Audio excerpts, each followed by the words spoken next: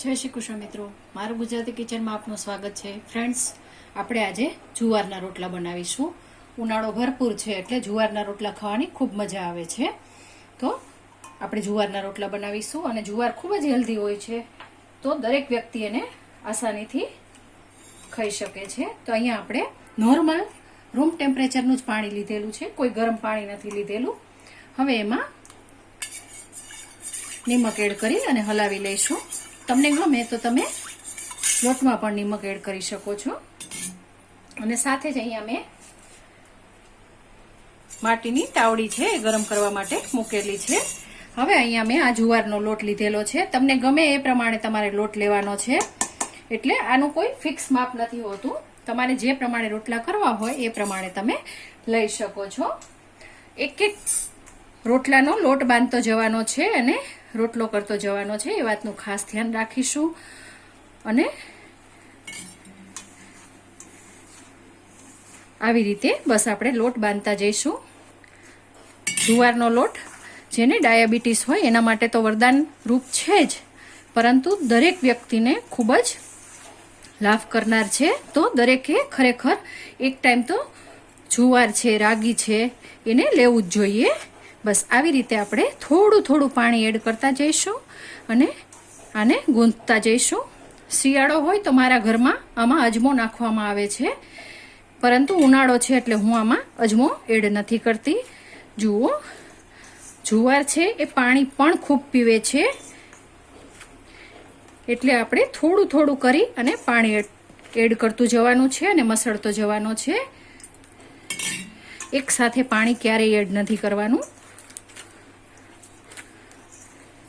જુઓ ફ્રેન્ડ્સ, ખાસ ધ્યાન રાખવાનું છે, પાણીવાળો આવી રીતે હાથ કરતું જવાનું છે અને આને સારી રીતે મસળવાનો છે. એક સાથે બધું પાણી ક્યારેય એડ નથી કરવાનું. ફરીથી પાણીવાળો હાથ કરીશું અને મસળીશું. આને ખૂબ સારી રીતે મસળીશું તો જ જુવારનો રોટલા ખૂબ સારા બને છે. જુઓ, તમારે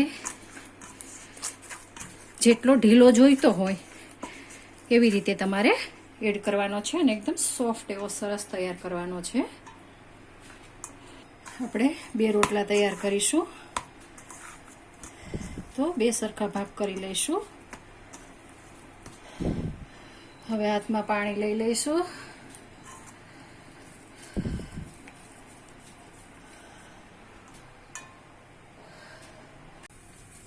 જુઓ, આવી રીતે હાથમાં લઈ લેવાનું છે અને પાણી ચોપડી લેવાનું છે.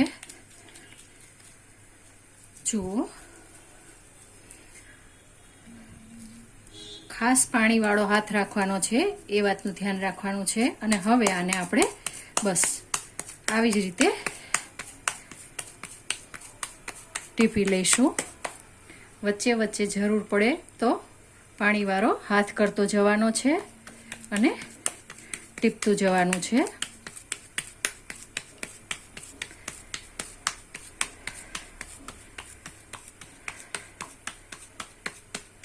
જુઓ, ખૂબ સરસ રીતે ટીપાય છે, ક્યાંય ફાટતો નથી. એટલા માટે જ હું ખાસ આગ્રહ રાખું છું કે કણેક બાંધીએ અને એને ખૂબ સારી રીતે મસળવાની છે, જેથી કરીને આપણી કણેક ખૂબ સરસ હશે તો રોટલો પણ ખૂબ જ સરસ રીતે તૈયાર થશે અને તમે ધારશો એટલો પાતળો તમે કરી શકશો.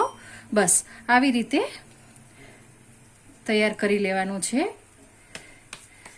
ફરીથી પાણીવાળો હાથ કરું છું. જુઓ, પાણી માત્ર 2 આંગળીથી જ લઉં છું અને આને ટીપતી જાઉં છું. જુઓ, ખૂબ સરસ રીતે ક્યાંય પણ ફાટ્યા વગરનો આપણો એટલો સરસ રોટલો તૈયાર થઈ ગયો છે, આપ જોઈ શકો છો. તો હવે બસ કશું જ નથી કરવાનું. ફરીથી પાણીવાળો હાથ ફૂલ કરી લેવાનો છે અને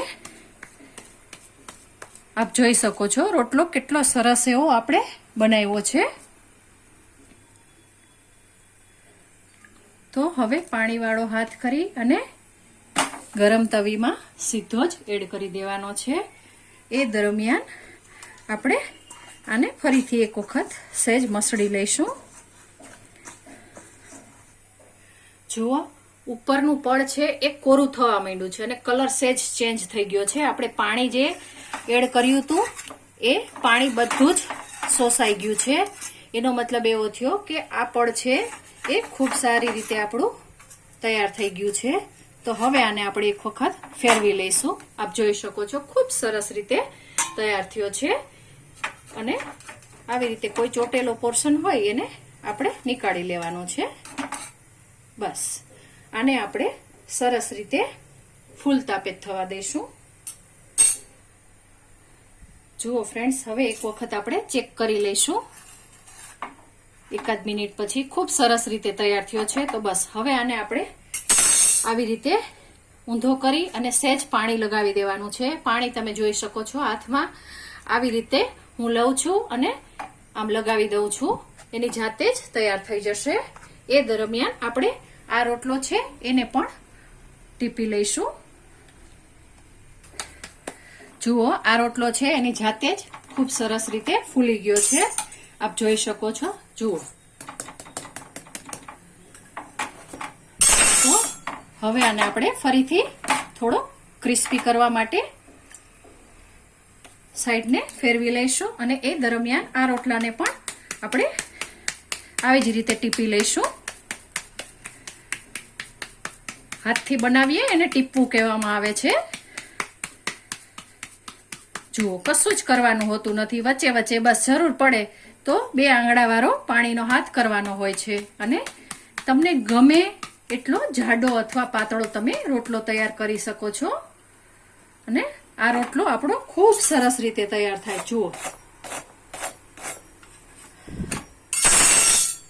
જુઓ, ખૂબ સરસ એવો ક્રિસ્પી તૈયાર થઈ ગયો છે.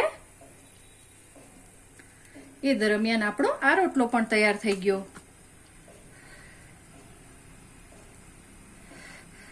ખાસ ધ્યાન રાખવાનું છે કે બાજરીના રોટલાની જેમ આમાં નથી કરવાનું. આમાં પાણીવાળો ફરજિયાત કરવાનો છે જેથી કરીને રોટલો ફાટે નહીં. હવે આપણો આ રોટલો તૈયાર થઈ ગયો છે. તો બસ અને આપણે અહીંયા સાઈડમાં લઈ લઈશું અને પાણીવાળો ફૂલ હાથ કરી દઈશું બંને બાજુ.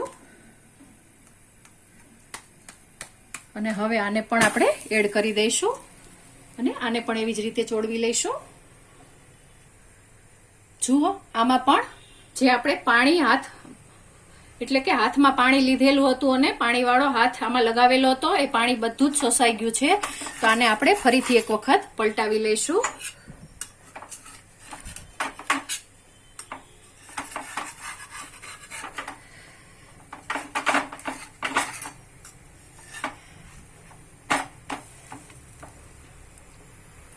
હવે આને પણ એવી જ રીતે પકવી લઈશું. જુઓ ફ્રેન્ડ્સ, હવે આ સાઈડ આ ખૂબ સરસ રીતે ફરીથી પાકી ગયો છે. તો ફરીથી આપણે એ જ કરશું કે પાણીવાળો હાથ કરી અને આને લગાવી દઈશું એટલે રોટલો ફૂલશે પણ ખરો અને ખૂબ સરસ રીતે તૈયાર થશે. જુઓ, આ પણ સરસ એવો ફૂલી ગયો છે. આપ જોઈ શકો છો એની જાતે જ ફૂલે છે. જુઓ, બસ આને પણ આપણે એવી જ રીતે ચોળવી લઈશું. એ દરમિયાન આને પણ આપણે ઘી લગાવી દઈશું. જુઓ ફ્રેન્ડ્સ, ખોલીને બતાવું છું અને અમે આવી જ રીતે ઘી લગાવીએ છીએ. ઉપરથી ઘી નથી લગાવતા.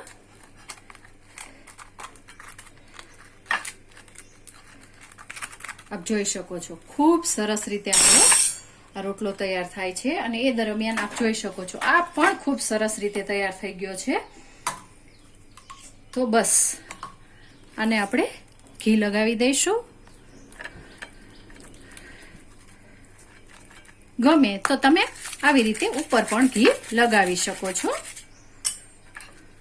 જુઓ, અને આપણો આ રોટલો પણ સાથે જ તૈયાર થઈ ગયો છે. તો આમાં હું ઉપર આવી રીતે ઘી લગાવી દઈશ. અવાજ સાંભળી શકો છો. એકદમ સરસ કડક અને ક્રિસ્પી પણ તૈયાર થાય છે. તો તૈયાર છે આપણા સરસ મજાના જુવારના રોટલા. ફ્રેન્ડ્સ, તમને મારી આ રેસીપી પસંદ પડી હોય તો મારી ચેનલને લાઇક, શેર અને સબસ્ક્રાઇબ ચોક્કસથી કરજો. આભાર મિત્રો.